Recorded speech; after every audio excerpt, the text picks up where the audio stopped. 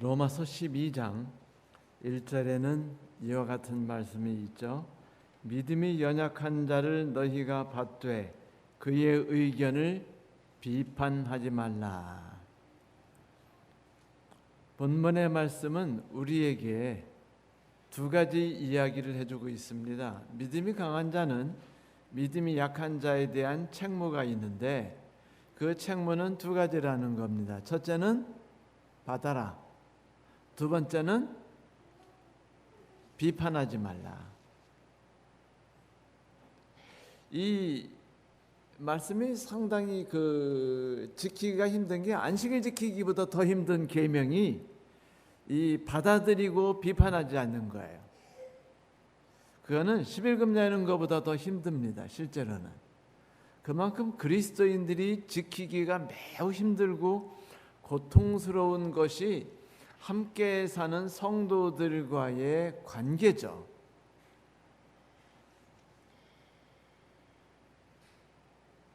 그러니까 우리가 지키기 힘든 것에 대해서 성경에서는 거듭거듭해서 이야기하는 거예요. 성도들이 서로 사랑하라, 서로 이해하라, 서로 받아들이라, 서로 일으켜 세우라. 이런 이야기를 하는 것들은 어떤 행동을 하는 것이 옳으냐보다 나와 다른 사람들의 관계 속에서 내가 어떻게 살아갈 거냐에 대해서가 더 하나님이 귀중하게 여기셨다는 것이지요. 물론 이런 말씀이 마음에 와닿지 않는 성도들도 많으실 거예요. 왜냐하면 평생 동안 우리가 받아왔던 말씀과 내가 이게 진리라고 생각했던 것들은 바로 내가 뭔가 행하고 내가 뭔가 지키는 것들이었거든요. 그런데 예수 그리스도께서는 우리에게 이렇게 말씀하셨죠. 자, 내가 먹는 음식이 내 형제를 죄에 빠지게 한다면 나는 고기를 안 먹겠다. 그러니까 고기를 먹는 것이 옳으냐, 고기를 먹는 것이 옳지 않으냐가 중요한 것이 아니고, 내가 고기를 먹는 것 때문에 누구의 영혼이 상하게 된다면 나는 고기를 먹지 않는 것을 선택하겠다. 다시 말하면 바울에게 있어서 가치, 곧 덕은 신앙적 지식과 그런 것이 아니라 누군가를 배려하는 것이었어요. 배려로 인해서 누군가 상처받아서 넘어지지 않도록 하는 것, 곧 다른 가치를 인정하고 그와 연합하는 것을 중요히 여겼다는 것입니다. 사람들은 서로 다 다른 가치들을 가지고 살아요. 로마서 14장 2절부터 5절을 보면은 바로 그와 관련된 이야기를 해주고 있어요. 두 가지 이야기인데, 첫 번째는 어떤 부분이냐면은 음식에 대한 것이었습니다. 어떤 성도들은 고기를 먹지 않고 어떤 성도들은 고기를 먹어요. 고기 먹지 않는 성도 한번 손 들어보세요. 저희 의견 없군요. 두 번째는 날짜에 대한 견해였어요. 다시 말하면 어느 날이 다른 날보다 더 중요한가 중요하지 않은가. 예를 들면 화요일 예배가 중요하냐 중요하지 않느냐. 어떤 분들은 화요일 예배는 성경에 없으니까 안 지켜도 된다. 어떤 분들은 그래도 3일에 나갔다는 성경 기록이 있지 않느냐. 그러니까 그거를 이용해서 우리가 좀 더 많이 모이는 게 가치가 있지 않느냐. 옳으냐가 중요한 것이 아니라, 옳지 않은 게 중요한 게 아니라, 내가 화요일 날 교회 나가지 않는 것을 보고 다른 성도가 영혼의 상처를 입는다면 나는 어떻게 해야 돼요? 나가야 되는 거예요. 그런데 이거 있어요. 내가 고기를 안 먹는 것 때문에 상처받는 성도는 별로 없고, 내가 화요일 날 예배를 나오는 것 때문에 상처받는 영혼은 별로 없어요. 그죠? 내가 고기를 먹거나 예배에 나오지 않기 때문에 문제가 되는 거죠. 그것은 성만찬 예식도 마찬가지입니다. 똑같아요. 어떤 날을 더 중요히 여기느냐, 내 생일 기념일 중요하죠. 그죠? 그러나 다른 분들에게 중요하지 않을 수도 있어요. 그 가치에 대한 것들이 서로 달라요. 하나님은 서로 다른 사람을 세우셨습니다. 그래서 하나님이 말씀하셨죠. 내가 그 사람을 받았다. 자, 그렇다면은 받았다라는 말씀의 의미가 무엇인가요? 받았다. 자, 받다라는 말이 뭐죠? 네? 인정해준다. 네, 인정해준다. 또 무슨 말씀이 있을까요? 네? 포용해준다. 성경에서는 그 좋은 말씀에다가 한 가지를 추가해요. 받아들인다는 것은 그 사람을 내 삶의 영역으로 초대해서 영접한다는 것입니다. 자, 껄끄러운 사람은 교회에서 그냥 지사님 오셨어요? 뭐 이렇게 하면 속 편한데, 그리고 뭐 그 사람 신앙도 신앙이니까 하고 받아들이는 건 편해요. 그런데 그분을 나의 카톡방에 집어넣어 가지고 괜히 필요 없는 논쟁하는 건 좋아요, 싫어요? 싫죠. 그 사람을 내가 불러가지고 같이 카페에 가서 이야기 나누는 건 불편할 수 있어요, 없어요? 모이면 또다시 그 귀걸이 이야기하시고 또다시 고기 이야기하시면 스트레스 받아야 안 받아요? 받죠? 그런데 여기서 받아라라고 말하는 것은 그냥 있는 사실을 받아들이라는 것이 아니라 그 너와 다른 사람, 가까이 있으면 너하고 부딪히는 사람을 너의 삶의 영역 안으로 받아들여라. 누가 그렇게 하셨다고요? 2절에 그렇게 말합니다. 그리스도께서 너희를 받아들이신 것처럼. 그분께서 우리를 받아들이지 않으셨습니까? 마치 진주조개가 그 거스레기를 받아들여서 그 상처를 감싸 안아서 진주를 만든 것처럼 그리스도께서 우리를 받아들이셨어요. 그런데 성도 여러분, 그리스도께서 우리를 받아들이실 때 뭐 우리에게 가치 있거나 선한 행위를 한 것이 있기 때문이었습니까? 아니에요. 절대로 그것이 아닙니다. 그저 그분이 우리를 불쌍히 여기셨기 때문에 그것이 이유였어요. 서로 가치는 다르게 돼 있어요. 어떤 사람은 고기 안 먹는 게 좋다고 그래요. 어떤 사람은 고기 먹는 게 좋다고 합니다. 어떤 사람은 말세에는 고기 안 먹는 것이 그 신앙적에도 육체에도 좋다고 말하고, 어떤 분은 별 상관없다고 말해요. 어느 게 옳으냐 상관없습니다. 간단해요. 먹든지 마시든지 마음대로 하세요. 단 내가 고기를 먹는 것 때문에 누군가 상처를 입는다면 어떻게 하시면 돼요? 먹지 마세요. 죽을 때까지 그냥 안 드시면 돼요. 간단합니다. 우리 목사님 고기 드시는데 라는 소문이 들리는 것보다는 우리 목사님은 고기 잘 안 드신대 라고 하면은요, 상처받는 성도가 없어요. 괜히 그 성도는 그것 때문에 답답하고 목사부터 저러니 하고서 그냥 그 저녁에 집에 가셔서 하나님 우리 목사님이 고기 안 드시게 해주세요, 교회 신앙이 살아나기를 원합니다 하고 기도하는 스트레스를 내가 왜 드려야 합니까? 달라요, 서로. 그러나 다른 거를 인정하는 게 좋다는 겁니다. 어떻게 다르냐? 하루는 수탉 한 마리가 이제 암탉 주변에서 의시되면서 그 수탉 걷는 거 있죠, 그 폼 잡고 걷는 거, 그 고개를 빳빳이 들고 여기저기 왔다 갔다 오르락내리락 하는데 갑자기 그 건초더미 사이로 뭔가 반짝이는 게 보여요. 이게 뭐야? 이건 내 거야. 그러고서는 수탉이 찜해놓고서는 발로 막 뒤지고 해가지고 그걸 집었어요. 집으니까 뭐였는 줄 아세요? 진주였습니다. 진주. 수탉이 진주를 딱 보더니 이거 보물이네, 사람들에게는. 그런데 나에게는 옥수수 하늘갱이보다도 못해. 이게 뭐냐면은 가치가 쓸 수 있다는 겁니다. 네게 가치 있는 게 꼭 내가 가치가 있어야 된다고 우기는 게 우습지 않느냐는 거예요. 이게 바로 다양성입니다. 그런데 사람들은요, 받아들이지 않을 뿐 아니라 뭐도 해요? 판단도 합니다. 받아들이고 판단하지 말라라고 말했는데, 이 판단한다는 것은 두 가지 양상으로 나타나요. 판단하다의 첫 번째 양상은 경멸하는 겁니다. 에이구, 저렇게 신앙하면 안 되는데, 아름답지도 못하잖아, 가치가 뭔지도 몰라, 시골 사람들은 저래서 문제라든지, 그 다음에 저렇게 너무 율법주의적으로 살아가는 게 문제야, 저러니 어디 덕이 있겠어? 교회에?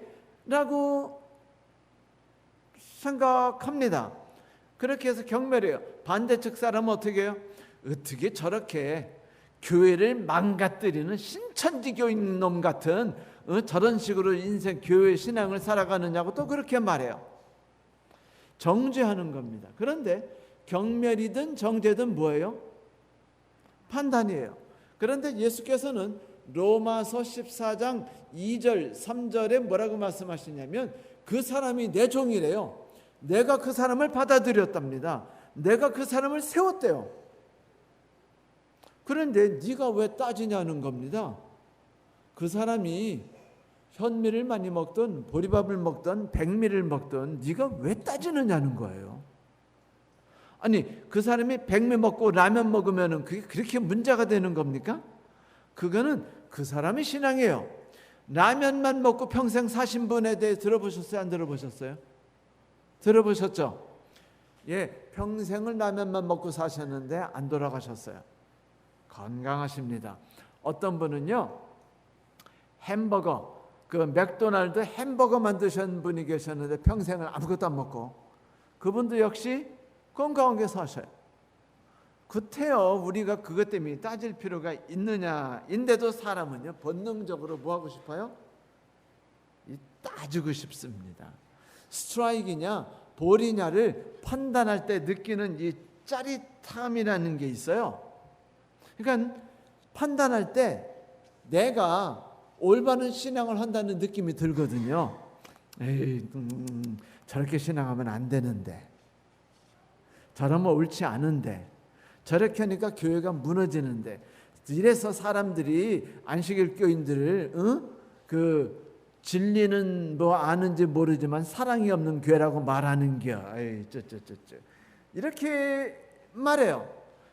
저 사람은 책임 회피를 잘해, 저 사람은 희생을 하지 않아, 저 사람은 이기적인 사람이야, 저 사람은 남을 배려하지 않고 말을 막 내뱉어, 자기 생각을 그냥 팍팍 말을 해버려. 이런 모든 것들이, 이런 생각을 하면은요, 신기하게 마음이 상쾌해지고 내가 신앙생활을 더 멋있게 하는 것처럼 느껴지면서 우리의 정신이 막 고양되기 시작해요.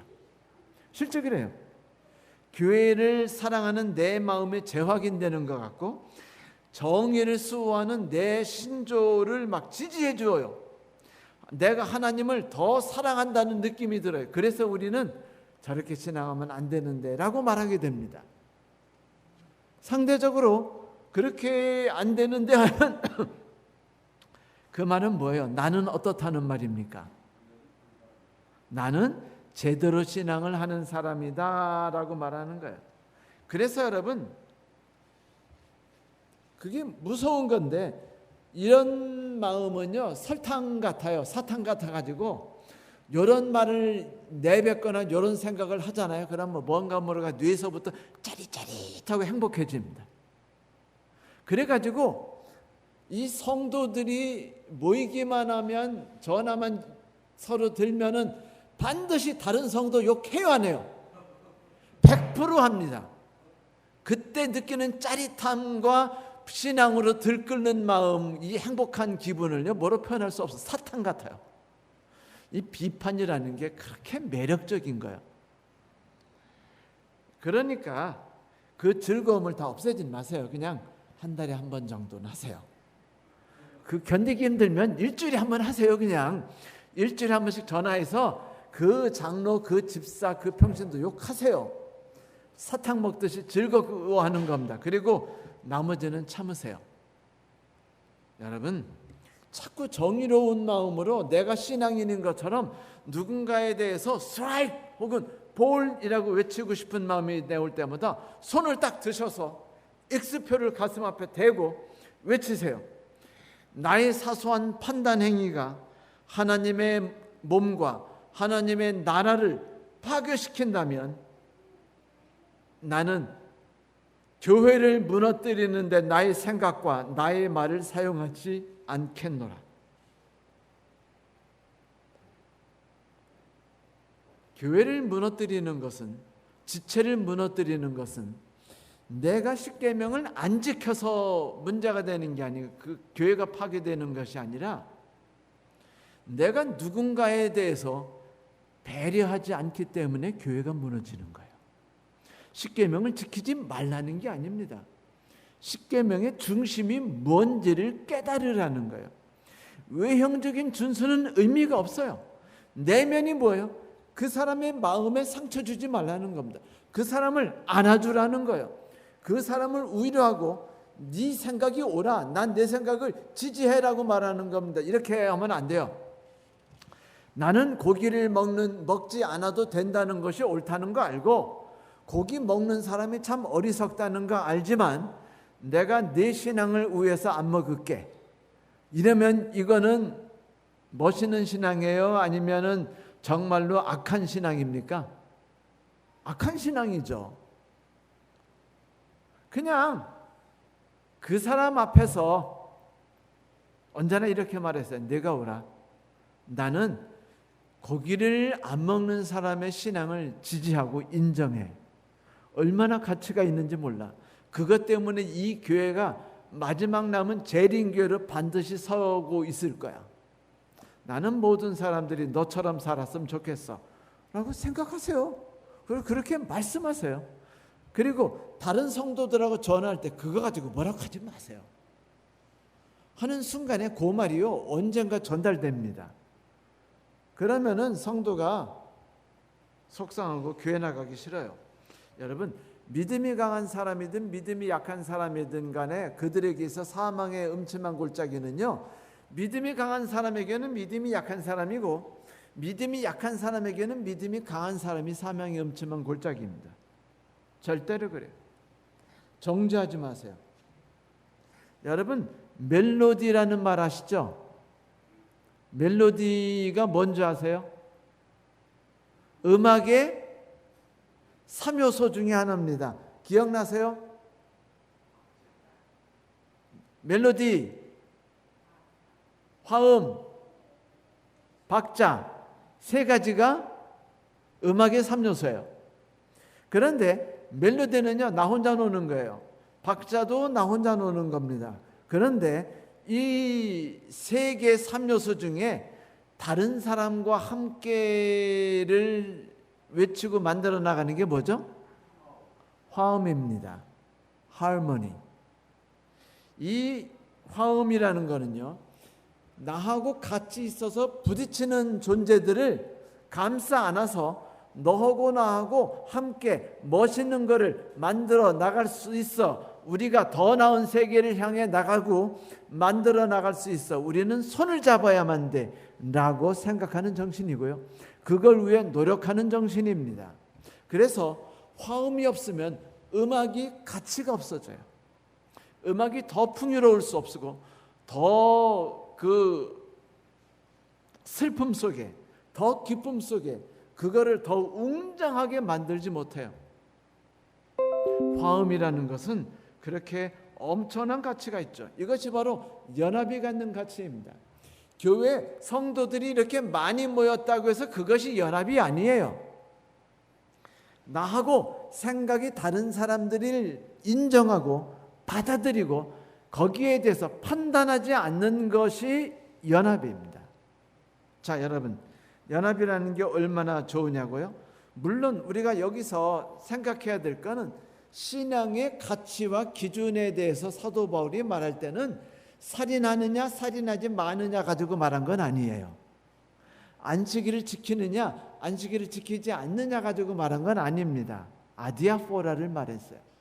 사실 사도 바울 때는요, 일요일을 지키는 사람들이 아예 없었어요. 그래가지고 일요일이 오르냐 안식일이 오르냐 가지고 논쟁이 없었습니다.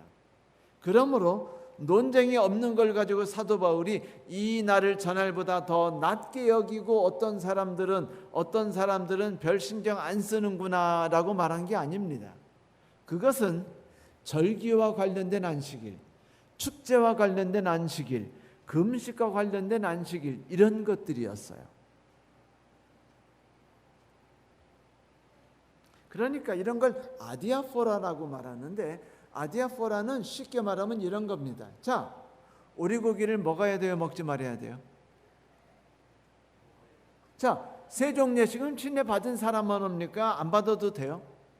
성만찬 예식은 세종 예식을 참가한 사람만 참가할 수 있나요? 아니면 참가하지 않아도 참가할 수 있나요? 이런 질문이 나오면 이건 아디아포라입니다. 다 상관없어요. 침례 안 받아도 세종 예식 받을 수 있고, 세종 예식 안 하고도 성만찬 예식을 먹을 수 있어요. 그건 아무 상관이 없는 겁니다. 그러나 교회에서 질서를 위해서 세종 예식은 가능하면 침례 받은 사람이 받는 것이 좋겠다. 그리고 세종 예식을 받은 다음에 성만찬 예식을 하는 것이 좋겠다라고 말했으면, 그것이 성경적이냐 성경적이지 않느냐를 따지지 않고 그냥 따르면 되잖아요. 그래 안 그래요? 그러나 그것이 성경적이냐 성경적이지 않느냐는 성경에 안 나옵니다. 세종 예식에 대해서는 성경에 나타나지 않아요. 세종 예식이라는 말이 존재하지 않습니다. 그래서 그 성만찬 예식이란 말도 안 나옵니다. 유월절 만찬 얘기만 나오는데, 마태복음에는 유월절 만찬 얘기만 나오고 발을 씻는 얘기는 아예 빼버렸어요. 왜? 그건 별 가치가 없고 의미가 없는 얘기이기 때문입니다. 그건 없어도 아무 상관없는 얘기이기 때문에 유월절 만찬 얘기만 한 거예요. 그러나 마가복음, 누가복음, 요한복음에서는 거기서 서로 간에 이기심 문제가 터졌기 때문에 나는 이것도 꼭 집어넣고 싶다 해서 그거를 집어넣은 거예요. 겸손에 대해서 이야기하고 싶다.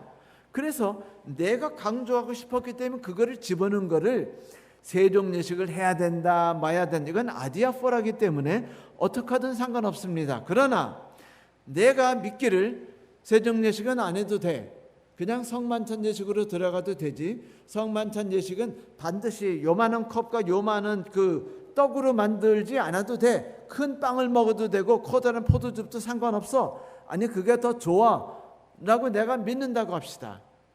그런데 교회에서 목사님부터 다 조그만 컵으로 한 잔만 마셔야 된다고 말하고, 그 구워가지고 납작하게 해가지고 해서 기름을 넣어서 한 거를, 기름 넣어서 하죠, 그거를 먹으라고 하면 그걸 먹지 않으면은 이상한 교인 바라보듯이 할 때는요 그냥 먹으세요. 그러면 되잖아요. 그런데 성경적으로 말하면 유월절 그 떡은요, 우리가 먹고 있는 그 성만찬 예식 떡과는 다른 겁니다. 성만찬 예식 떡에는 기름이 들어가 있고 올리브가, 유월절 만찬에 올리브가 안 들어있어요. 그러니까 애초부터 이건 천주교에서 만든 원칙을 우리가 그냥 지키기 시작한 거예요. 그러니까 그거 우리가 유월절 만찬은 지켜야 될지 모르지만 성만찬 예식은 안 지켜도 상관없어요. 그런데 교회에서 성만찬 예식을, 유월절 예식을 대신했는데 우리가 안 지킬 게 뭡니까? 지키면 다 같이 지키면 되잖아요. 고기 먹지 말려면 그냥 안 먹으면 되잖아요. 내가 안 먹어도, 아니야 먹어도, 그렇죠, 내가 먹어도 된다고 믿는다 할지라도 먹는 것이 죄라고 생각하는 사람이 있으면 먹지 마세요. 내가 유월절 만찬은 성만찬 예식과 다르다고 믿고 있더라도 유월절 만찬과 세종 예식에 대해 철저하게 준수하고 그렇게 안 따르면 벌 받는다고 생각하는 사람 있으면은요 그냥 그대로 믿고 그대로 따르세요. 뭐가 문제입니까? 내가 그것보다 더 나은 지식을 갖고 있다 할지라도, 상대방이 그것 때문에 상처를 받을 수 있다면 그 사람이 믿는 대로 하라는 것입니다. 이것을 우리는 아디아포라라고 말해요. 성경이 규정하지 않았지만 사람들이 이것이 가치 있다고 생각되거나 혹은 하지 말아야 된다고 생각하는 그런 논쟁의 대상이 되는 것이 있을 때 이것들을 아디아포라라고 말하는데, 바울은 이렇게 말했어요. 아디아포라에 대해서는 서로 생각이 다를 수 있다. 중요한 것은 다른 사람들을 각기 누가 받으셨다?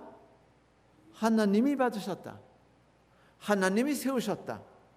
하나님이 하늘에 데려가시고 하나님이 심판하실 것이다. 그러니 너는 그 사람에 대해서 뭐하지 마라? 심판하지 마라. 여러분, 다르다는 게 얼마나 아름다운가 상상해 보세요. 우리 집 교회 옥탑방, 우리 집 보면은 앞뜰과 뒷뜰이 있죠. 여러분 집에 앞뜰 뒷뜰이 있으신 분 별로 없으시죠? 저희 집엔 앞뜰과 뒷뜰이 있는 테라스 집입니다. 끝내줘요.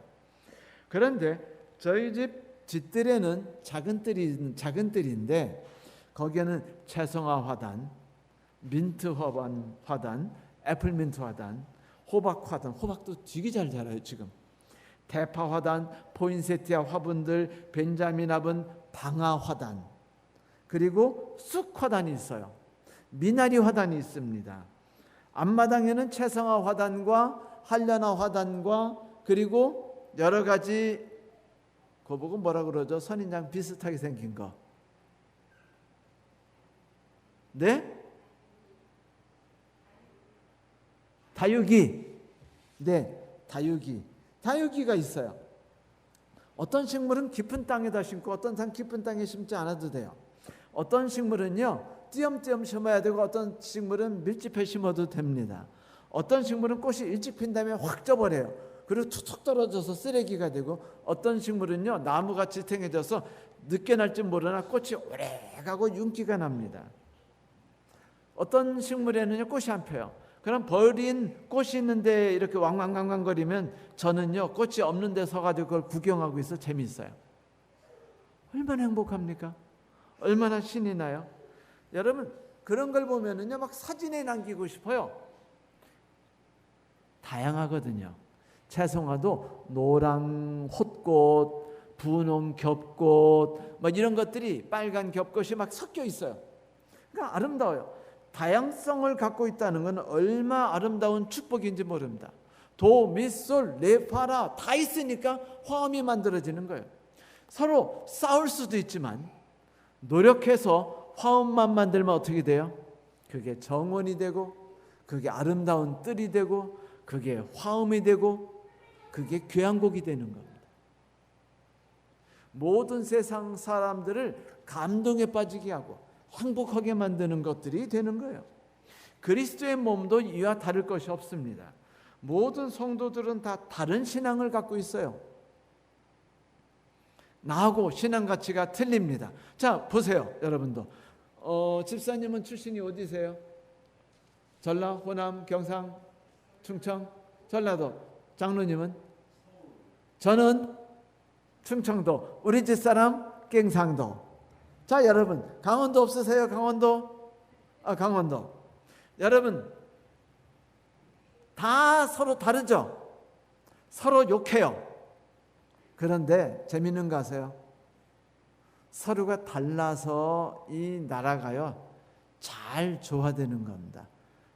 서로 쌈박 그냥 할 말 다 해대는 놈들만 있으면은요 박살나요. 서로 뒤서 말 안 하고 뒤서 딴짓하는 놈들만 있어도 박살납니다. 그냥 밀어붙이는 놈만 있어도 문제가 되고, 그 다음에 빨리 좋아했다가 뒤통수 치는 놈만 있어도 문제가 돼요. 그런데 내가 볼 땐 놈이죠. 그러나 나는 님입니다. 그런데 이 님과 저 놈이 다 만나가지고 다 어우러지면은요 경상도 사람과 전라도 사람, 서울 사람이 있을 때 충청도 사람이 뭘 그런 걸 가지고 그려 이렇게 하면은요 그냥 웃으면서 끝날 수도 있는 겁니다. 또 미적거리고 아무도 안 하고 있을 때 아이씨 빨리 합시다 이렇게 하는 뭐 경상도 같은 사람 있으면 전라도나, 그러면 일이 추진되는 겁니다. 이렇게 서로 간에 함께 있으면은요, 무너지고 부딪혀서 다 갈라져 가지고 아씨 우리 교회는 제발 저 돗사람은 없었으면 좋겠어라든지 저런 신앙하는 사람 없었으면 좋겠어요라든지 이렇게 교회가 움직일 수도 있지만, 반면에 저런 신앙들을 하고 있어서 참 좋아, 나하고 다른 생각들 내서 좋아. 어떤 분들은 청소를 좋아하는 분 있고요, 그분의 남편은 정리를 좋아할 수 있어요. 그럼 서로 간에 부부가 상대방이 내가 좋아하는 가치를 따라하지 않으니까 기분 좋아요, 나빠요? 나빠요. 내가 믿는 신조를 같이 따라했으면 좋겠는데 죽어라고 안 따라하거든요. 그럼 좋아요, 나빠요? 안 좋아요. 그런데 하나님은 서로 다른 사람을 결혼하게 하셨어요. 속 편하게 남자 결혼하면 얼마나 좋습니까? 여자 결혼하면 얼마나 좋아요? 생각 같아요. 살아가는 방식 같아요. 정서 같습니다. 그런데 하나님이 부딪히면 싸울 남자하고 여자를 결혼시켜요. 왜? 조화를 위해 노력하는 속에서 교회라는 것이 성장하기 시작합니다. 노력이 있거든요. 고통스럽지만 힘들지만 그 일을 해나가면서 성장을 해나가는 거예요. 여러분, 가장 큰 은사가 뭐라고 그랬죠? 사랑이에요. 그러면 은사가 뭡니까? 선물이에요. 그러면 하나님이 우리에게 주신 가장 큰 선물이 뭡니까? 안식 계명입니까? 십계명인가요? 건강진리인가요? 아닙니다. 사랑이에요. 사랑이라는 것은 나하고 다른 사람들을 받아주고 판단하지 않는 겁니다. 나하고 다른 사람, 부딪히면 가까이 있으면 쌈박질 날 수밖에 없는 사람을 감싸 안고 나의 삶의 그 영역 안으로 불러들이는 겁니다. 카톡방에 초대하고 그 사람과 부딪히려고 할 때 참아야 하느니라. 멜로디 아니야, 화모니다, 하모니, 연합, 조화, 이러고서 그냥 막 참아야 한다고 말하면서 반로 그냥 내 허벅지를 콱콱 찔러야 그제서야 신앙이 성장하는 거고, 그제서야 하나님을 닮아가는 거고, 그것이 교회가 이루어지는 거고 하나님의 몸이 무너지지 않는 겁니다. 그런데 내가 만약 같은 성도들을 판단하고 같은 가족을 판단하게 된다면 하나님이 애써 모으려셨던 하나님의 몸을 내가 어떻게 하는 거예요? 무너뜨리고 부서뜨리는 거예요. 그러면 내가 안식일을 백날 첫날, 우리 아버지가 하시는 말씀, 백날 첫날 예수 믿으면 뭐해요? 뭐를 안 했는데? 뭘 안 했어요?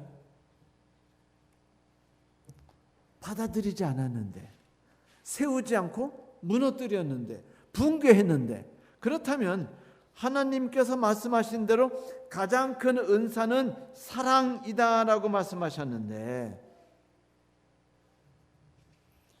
하나님이 내게 주신 가장 큰 물이 사랑이라면 내가 해야 될 일은 그 사람을 받아들이는 게 아니겠습니까? 여러분, 우리가 믿고 있는 진리가 얼마나 우스운지 아세요? 옛날에 그 유명한 천문학자가 있었습니다. 그 로웰이라는 분이었는데, 로웰경이라고 했어요. 이분이 화성에 운하가 있다고 믿으셨어요. 그러지 않아도 망원경 가지고 그 하늘을 바라보니까, 그 화성을 바라보니까 어떤 그 사진을 찍었는데 보니까 쫙 일자선이 길게 나왔어요. 화성 어느 부분에. 이건 운하다. 운하는 자연인이 만들 수 없어. 그거는 지성인이 만들 수 있어. 그러니 화성에 누가 있다? 지적 존재가 있다. 그래서 화성인이 만들어진 겁니다. 1870 몇 년도에 화성의 그 일직선의 모양이 발견되고, 이 많은 학자들이 여기에 운하가 있고 지성인이 있다라고 믿자 수많은 사람들이 이거를 사실로 받아들였어요. 그런데 지금 화성에 지성인이 있다고 믿는 사람 있나요? 운하가 있다고 받아들인 사람 있습니까? 없어요. 100년 전에는 진리라고 믿었던 것이 지금은 진리가 아닌 것입니다. 아디아포라라는 게 그런 거예요. 그걸 가지고 너무 매달리지 마세요. 여러분 뭐 하지 마세요? 경멸하거나 정죄하지 마십시오. 다른 사람을 바라보지 마세요. 이렇게 생각하세요. 저 사람은 하나님이 인도하실 신앙이야. 그렇다면 내가 볼 때는 별 쓰잘데없는 신앙 갖고 있는데 뭐가 멋있길래 저 사람을 하나님이 받고 하나님 저 사람을 하늘로 데려가려고 하실까? 무슨 매력이 있을까? 나 저 사람하고 가까이 사귀어야겠다. 그 사람의 장점을 사귀고 가까이 받고 내가 그 사람하고 같이 지나고 커피 마시면서 그 사람하고 내가 한번 연합해 본다면, 함께 어우러진다면 얼마나 좋은 일이 만들어질까? 궁금해. 한번 해볼까? 이러는 것이죠. 여러분, 어떤 사람이 이런 말을 했어요. 집을 세우는 건 힘들어도 파기하는 건 순간이다. 맞습니까? 틀립니까? 집 짓는 건 최소한도 6개월 걸리고 막 그래요. 그죠? 부수는 건 얼마면 부셔요? 한나절이면 부셔요. 교회도 그렇습니다. 그리스도의 몸도 그래요. 그걸 세우는 거는요, 끝없는 인내와 끝없는 사랑과 끝없이 상대방을 받아들이고 끝없이 노력하는 것에 의해서 겨우겨우 그리스도의 몸이 만들어져요. 그런데 그리스도의 각 지체인 내가 상대방을 판단하고 비판하며 저런 신앙하면 안 되는데 라고 생각하는 그 순간 나는 뭐를 무너뜨리는 겁니까? 교회를 무너뜨리는 겁니다. 그리스도의 몸을 무너뜨리는 거예요. 예수님이 말씀하셨어요. 각인이 자기 일을 주께 직고하리라.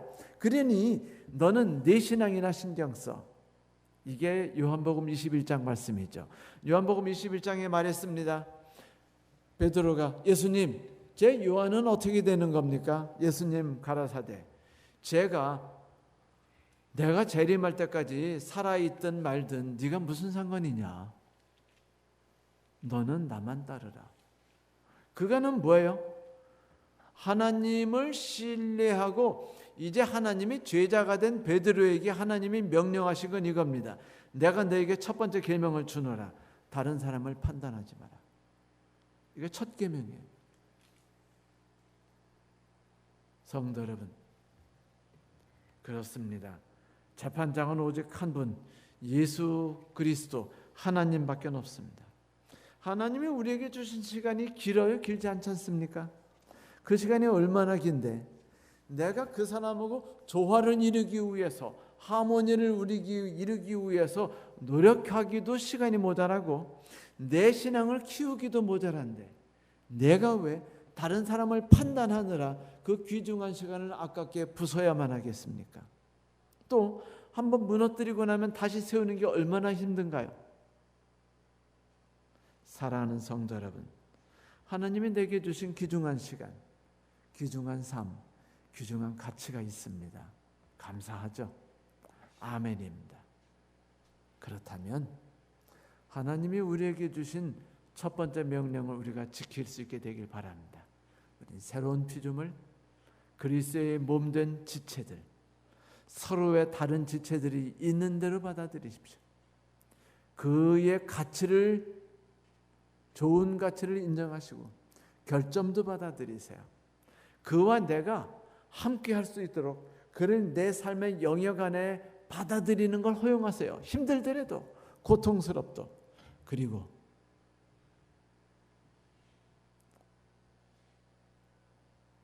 하모니가 뭔지를 경험하시기 바랍니다. 그러면 하나님께서 우리를 통해서 교회를 세우시는 일을 완성시키실 것입니다. 감사합니다. 오늘 말씀을 마치겠습니다.